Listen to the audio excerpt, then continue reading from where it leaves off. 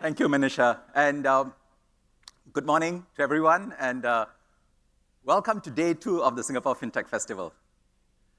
Last year, I spelled out 5 key outcomes that we want to achieve through FinTech collaboration. Instant remittance, atomic settlement, programmable money, tokenized assets, and trusted ESG data. These continue to be anchors for our vision of Singapore as a smart financial center. But let me package them today in a more intuitive, outcome-based way as I report progress and set out where we want to go next. Our goal is nothing short of audacious: to collaborate with the financial industry and international partners to shape the financial ecosystem of the future. There are 3 key outcomes that we want as part of this future. 1, instant payments. Make cross-border payments cheaper, faster, and more efficient. 2, seamless end-to-end financial transactions.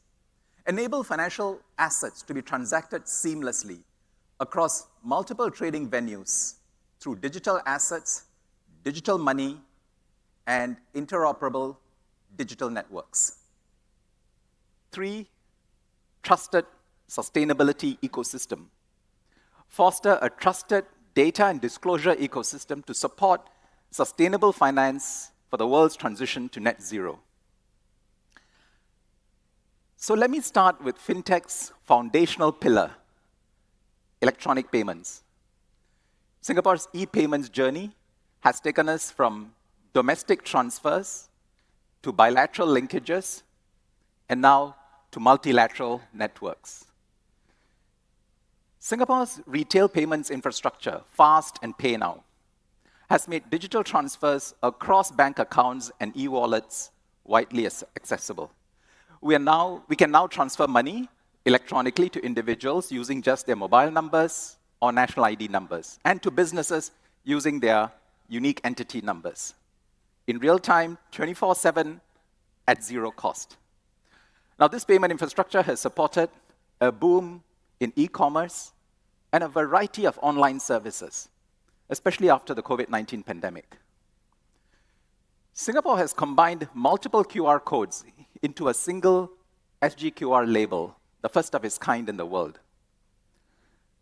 This single label, compatible with multiple consumer apps and e-wallets, has made QR code-based mobile payments simple for consumers, merchants, and billing organizations. SGQR is now accepted by over 90% of merchants in Singapore. And we've just now embarked on SGQR Plus to explore enabling merchants to accept QR code payments from a variety of payment schemes through a single financial institution. Now, this is the final step towards complete QR interoperability.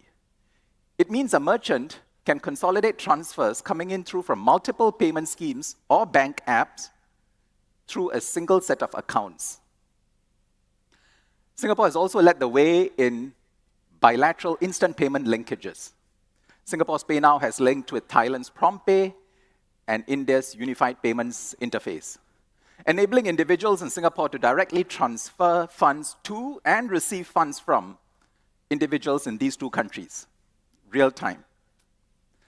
I'm pleased to say that by the end of this week, we will now have real-time payments with individuals in Malaysia through the PayNow, Do It Now linkage. Singapore has also been establishing QR payment linkages with its Asian neighbors. And thanks to our QR payment linkages with China, Malaysia, and Thailand, travelers between these countries can experience seamless transactions, from purchasing train tickets to indulging in local shopping. And now I'm happy to say that later this week, we will be able to do the same, experience the same convenience with Indonesia, with the launch of the connectivity between NetsQR and Indonesia's QRIS. Third, Singapore is now working with like-minded partners to create multilateral real-time payment system, from domestic to bilateral to multilateral. Last year, I said that MAS had been working with the Bank for International Settlements, the BIS Innovation Hub, which has a Singapore center, on Project Nexus, a multilateral solution to link multiple national real-time payment systems. Now, since then, there have been 3 developments. First, the BIS Innovation Hub has published a technical proof of concept for connecting the payment systems of the Euro system, Malaysia, and Singapore. Second, MAS has partnered the central banks of Indonesia, Malaysia, Thailand, and the Philippines, and the BIS Innovation Hub to develop the core foundational work for a multilateral payments system linkage across the 5 ASEAN countries. Third, central banks from outside ASEAN, from major economies outside of ASEAN, and real-time payment system operators have expressed interest to be part of Project Nexus. Our vision is to form a coalition of the willing to build a global public good payment utility. Users around the world should be able to send money across borders in a secure, efficient, and affordable way. But we must aim higher. A larger vision that is now emerging among many of us is that of a network of interoperable systems that allows payments, clearing, and settlement to take place instantaneously and seamlessly. The key components to realize this vision are digital assets, digital money, and digital infrastructure. Digital assets, or tokenized assets, have 2 critical features that can fundamentally transform the nature of financial transactions. And these 2 features are direct exchange and fractionalization. So first, direct exchange. Tokenization enables financial assets to be represented as digital tokens that can be exchanged directly without the need for intermediaries. Now, this makes possible atomic settlement, or the simultaneous exchange of 2 assets in real time. It eliminates settlement risk, duplicative reconciliation, and the need for large funding accounts. The second thing that tokenization does, it enables the fractionalization of assets. This makes possible the partial collateralization of assets and grants a much broader range of investors access to these assets when they are fractionalized. So that's digital assets. Now, digital money provides a secure and stable medium of exchange to operate in this ecosystem. It enables the payment, clearing, and settlement of these digital or tokenized assets simultaneously on the same platform. This eliminates frictions that arise from delays in clearing and settlement, especially in cross-border settings. Next, digital infrastructure. Digital infrastructures help to host and exchange digital assets and digital money. They form the basis of digital asset networks that have spawned the world now.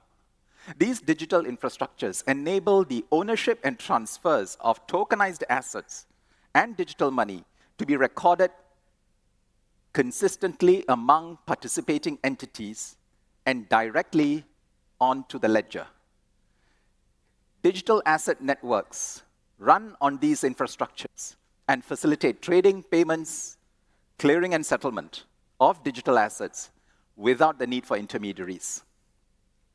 So to fully realize seamless financial transactions across digital asset networks, we must ensure that they are interoperable and connected. Currently, there's a proliferation of digital asset networks due to different commercial motivations or legal and regulatory requirements. Now, we cannot wish these dynamics away.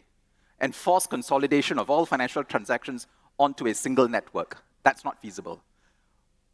What is more feasible is to work towards making these diverse networks interoperable. So how should we build this new financial architecture? Let me start with digital assets. So through Project Guardian, MAS and industry players are tokenizing different asset classes with specific desired outcomes for each of them. So we're tokenizing foreign exchange to achieve 24/7 global liquidity pool.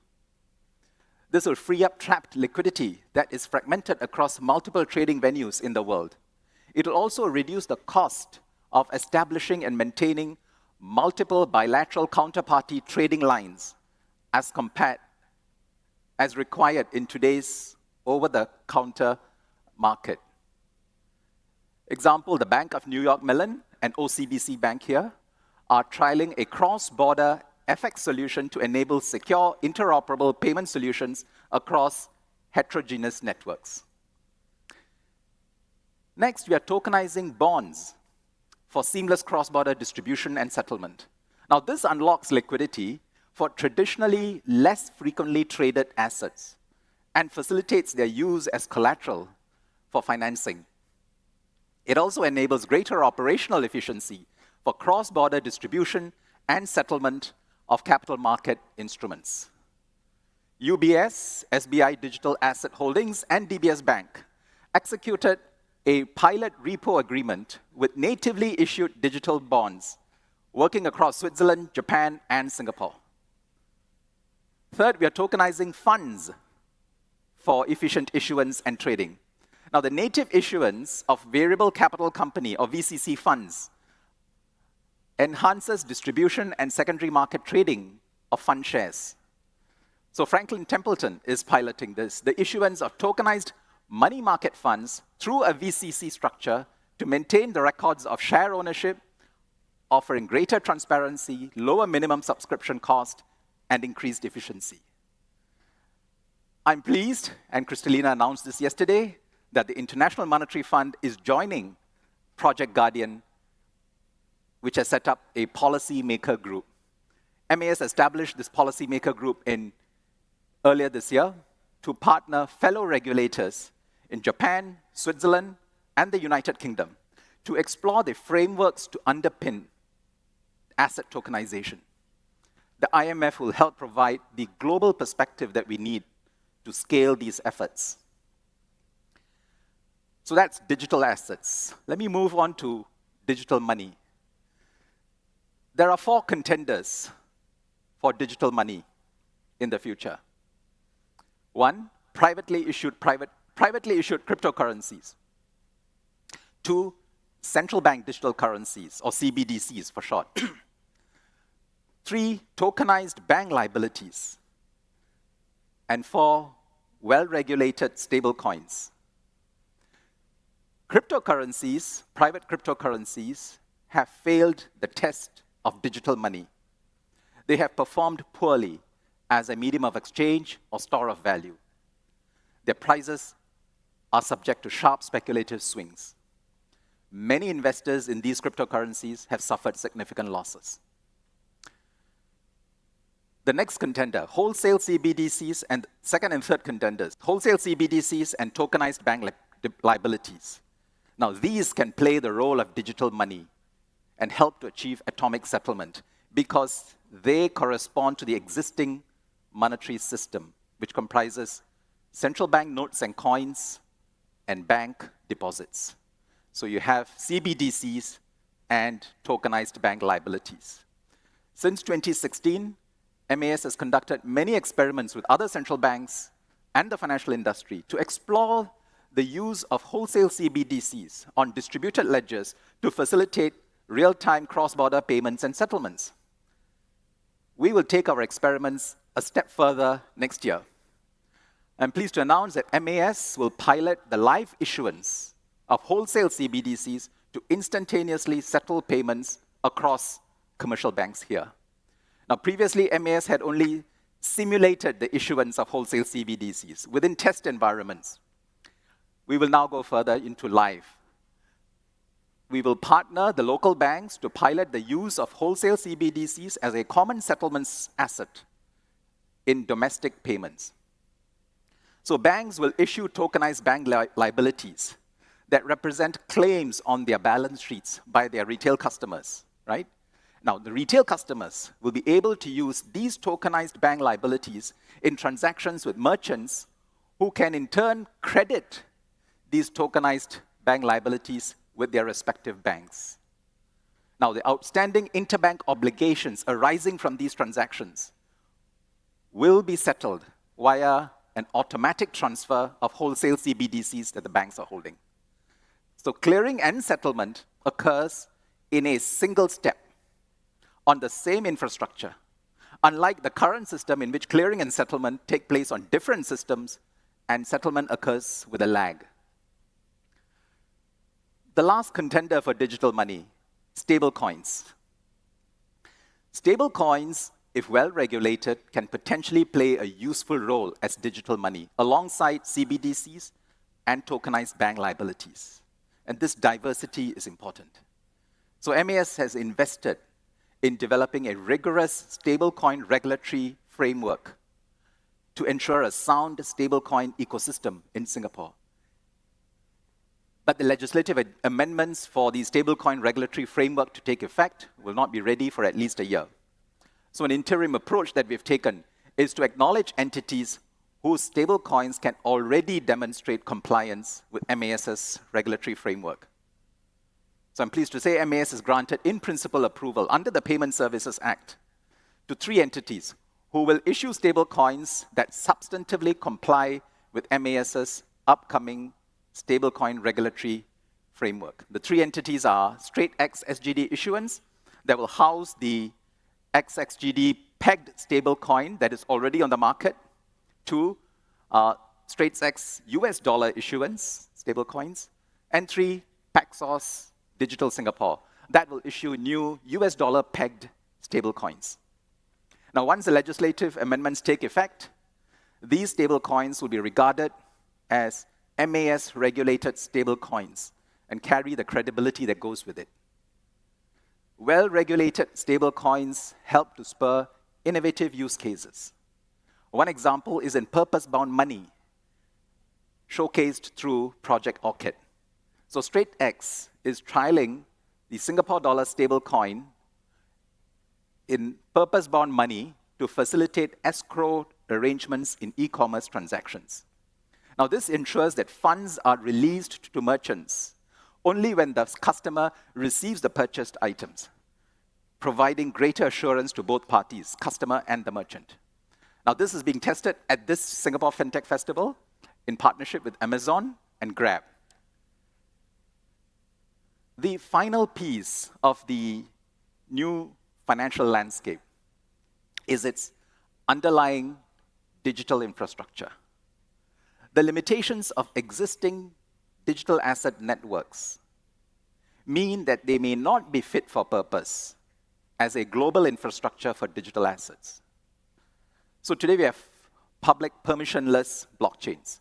Now, they have attracted many users and applications, but they suffer from a lack of accountability, anonymity of service providers, and some legal uncertainty. Then you have private permissioned blockchains. Many financial institutions engage in these. Now, they address the regulatory and legal concerns well, but they suffer from a lack of interoperability because they're private. And this leads potentially to fragmentation of liquidity in digital assets, which is what we're trying to solve in the first place. So what do we need? We need open and interoperable networks which are also compliant with relevant regulatory requirements. So I'm pleased to say that MAS and a group of industry players have come together to launch the Global Layer 1, GL1 initiative as a foundational digital infrastructure across multiple DLT networks. Now, GL1 is conceived as a global public good. It'll facilitate seamless cross-border transactions and enable tokenized assets to be traded across global liquidity pools while meeting regulatory requirements. So MAS welcomes interested financial institutions and international policymakers and others to join this initiative. A foundational digital infrastructure also offers the possibility of regulatory compliance by design. So instead of doing regulatory compliance checks after systems are implemented, a compliance by design approach enables policy and regulatory requirements to be programmed beforehand and enforced automatically in real time. So together, digital assets, digital money, and a foundational digital infrastructure can help realize the vision of seamless financial transactions across the world. So I encourage you to visit the MAS Future of Finance booth in this exhibition, where we have shared this vision in greater detail for a future financial ecosystem. Next, trusted sustainability ecosystem. So last year, I spoke about Project Greenprint, a collaborative effort with the financial industry to build a trusted data ecosystem to support sustainable finance. Data collection processes, as you know, are manual and tedious, verification is costly, and the ESG reporting landscape is fragmented. Project Guardian sought to bridge these gaps by piloting digital utilities to streamline the connection, access, and use of ESG data. I'm pleased to announce that the next phase of Project Greenprint, the launch of a new Greenprint integrated platform titled GPRNT AI. It will be driven by a new entity, Greenprint Technologies. I'll stick to Greenprint Technologies. This entity will be supported by MAS together with HSBC, KPMG, MUFG, and Microsoft. The new platform aims to unify and synergize the current pilots that are occurring under Project Greenprint, to deliver enhanced capabilities that support Singapore's national-level sustainability reporting and data needs. Greenprint has developed a simplified ESG reporting tool focusing on the needs of small and medium enterprises as a first step, enabling them to leapfrog complexity and costs. Reporting entities can consent to releasing relevant data from digital systems that they employ in their day-to-day activities. These include utility meters, business accounting and payroll solutions, and building and waste management systems. For Singapore users, trusted data maintained by government agencies are also available, retrievable through the MyInfo Business platform. Greenprint will organize all this data into ESG-related outputs, which are returned to the reporting entities. Where source data are unavailable, we will try to use AI tools to allow users to upload documents and extract key data. For example, a Microsoft GPT-4-powered chatbot will help bridge data gaps and also craft appropriate sustainability narratives based on the data. Our vision is for Greenprint to become a baseline for how companies report ESG data. Beyond Singapore, Greenprint will also look to partner and collect data from countries and sectors where our financial institutions have pressing needs to better support their climate risk management and net zero transition efforts. We look forward to onboarding more partners shortly and growing the platform regionally and ultimately globally. Greenprint goes live next February 2024, and will progressively scale over the course of the year. Now, we need to come together to co-create these systems for good ESG data that will underpin our collective efforts to meet the world's 2050 net zero targets. So please visit the Greenprint booth in Hall 5 to learn more about the platform and discuss your partnership prospects. Let me conclude, as I've done on so many previous FinTech festivals. Everything we do in FinTech must have a larger purpose. Yes, there is money to be made, costs to be cut, and opportunities to be seized.